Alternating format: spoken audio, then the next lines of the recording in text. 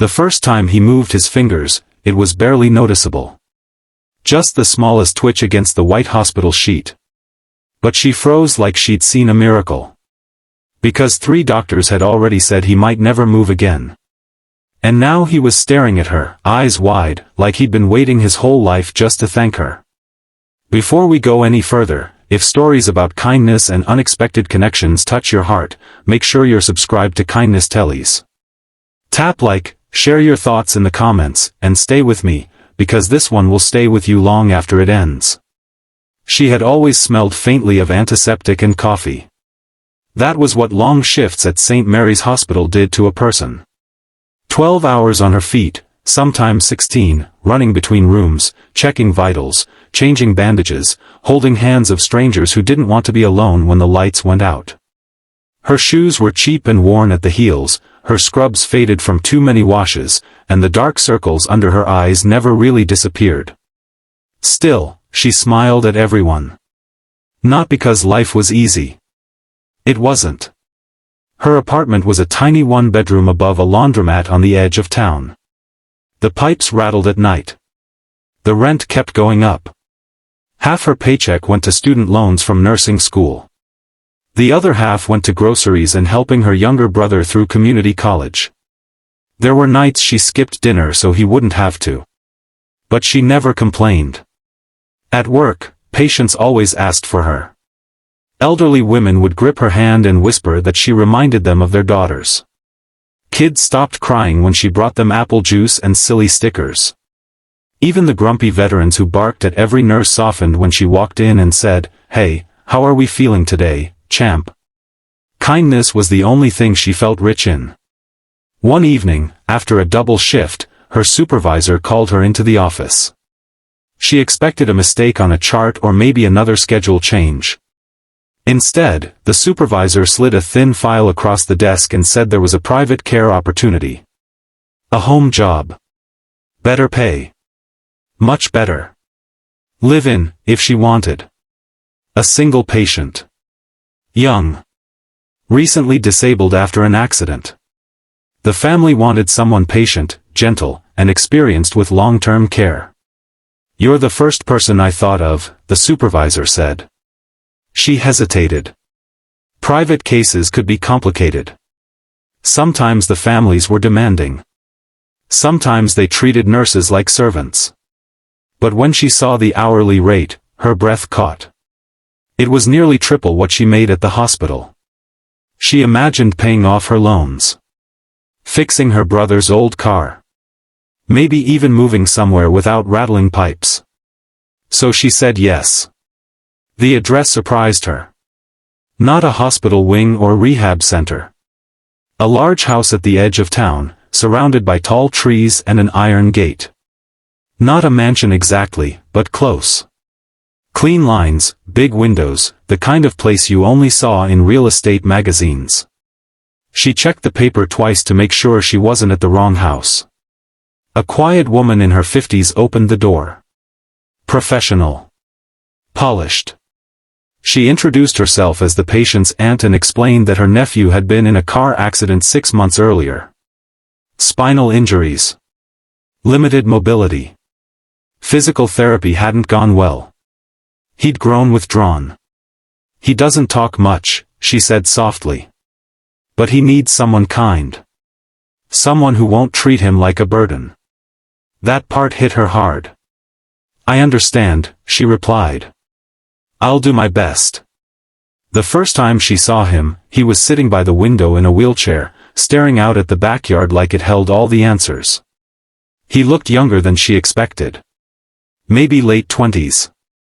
Dark hair, tired eyes, strong jaw that suggested he used to smile a lot. Now his expression was empty, like someone had turned the volume down on his life. He barely glanced at her when she introduced herself. "Hi," she said gently. "I'm going to be helping you out for a while." No response. Just silence and the ticking of a clock somewhere in the house. She didn't push. She'd learned that forcing cheerfulness on someone in pain never worked. Instead, she started small. She adjusted his blanket. Checked his medications. Asked simple questions even if he didn't answer. Told him what she was doing so he wouldn't feel invisible. I'm going to move your arm a bit, okay? Let me know if it hurts. When lunchtime came, she noticed the tray left by the cook was untouched. Soup cold. Bread hard. So she reheated it and sat beside him. My cooking's terrible, she said casually, stirring the soup. So we're both lucky someone else made this. He didn't react, but she kept talking anyway. About the bus ride over. About a kid at the hospital who tried to smuggle a turtle into his backpack. Little nonsense stories. Not to entertain him. Just to make the room feel alive. Days passed. She helped him with therapy exercises, massaging stiff muscles, encouraging him to try small movements. Sometimes he'd grimace. Sometimes he'd just stare past her like she wasn't there. Still, she never rushed. When she brushed his hair, she did it carefully. When she fed him, she made sure the spoon wasn't too hot. When she wheeled him into the garden, she described the flowers like a tour guide. Those red ones are roses. They're showing off today. Once, she caught him watching her from the corner of his eye while she watered the plants. It was the first spark of awareness she'd seen. So she kept going. She started bringing little things from her life into his. Her old radio. Homemade cookies that came out slightly burnt. A paperback novel she read out loud in the afternoons, changing her voice for each character. Sometimes she'd laugh at her own jokes. The house felt less heavy when she did. One night, during a storm, the power flickered out. Thunder shook the windows. The backup lights glowed faintly. She found him awake, eyes wide, breathing fast. Hey, she whispered, pulling a chair close. It's just thunder. I'm right here. She held his hand without thinking. His fingers were cold. So she talked softly, telling him about how she used to be scared of storms as a kid and would hide under the blankets with a flashlight. She hummed an old lullaby her mom used to sing. Slowly, his breathing matched hers. And then, for the first time, his hand squeezed back. Just a little. But enough to make her throat tighten. From that night on, things changed. He started responding more. A nod. A blink. A faint smile when she teased him about the terrible daytime TV shows. During therapy, he tried harder. His fingers twitched. His arm lifted a few inches. Every tiny victory felt huge. She celebrated them like he'd won an Olympic medal. You did that, she'd say proudly. See? You're stronger than you think. Weeks later, while helping him practice gripping a softball, his voice came out rough and quiet. Why, are you so nice? She blinked, surprised. Then she shrugged. Because everyone deserves someone in their corner. He studied her like he didn't quite believe it. She never asked about his past. Figured he'd tell her when he was ready. The truth came from someone else. One afternoon, while organizing paperwork in the study, she accidentally opened a folder filled with financial documents. Company names she recognized. Headlines about tech investments. Numbers with too many zeros. Her heart pounded. She searched his name online out of curiosity. Articles popped up immediately. Young entrepreneur. Startup genius. Sold his company for millions before he turned 30. Known for keeping a low profile. She sat back, stunned. All this time, she'd assumed he was just another patient with a wealthy family. He wasn't just comfortable. He was a millionaire. For a moment, she felt embarrassed. Thinking about the burnt cookies, the cheap radio, the stories about her leaky apartment. But then she remembered the way he looked at her during storms. The way his hand squeezed hers. None of that had anything to do with money. So the next day, she treated him exactly the same. Same jokes. Same kindness. Same terrible singing. If anything, she was gentler, because now she understood something important. Even people with everything can lose everything. And loneliness doesn't care about bank accounts. Months passed. He improved faster than the doctors expected. Walking short distances with support. Talking more. Smiling often.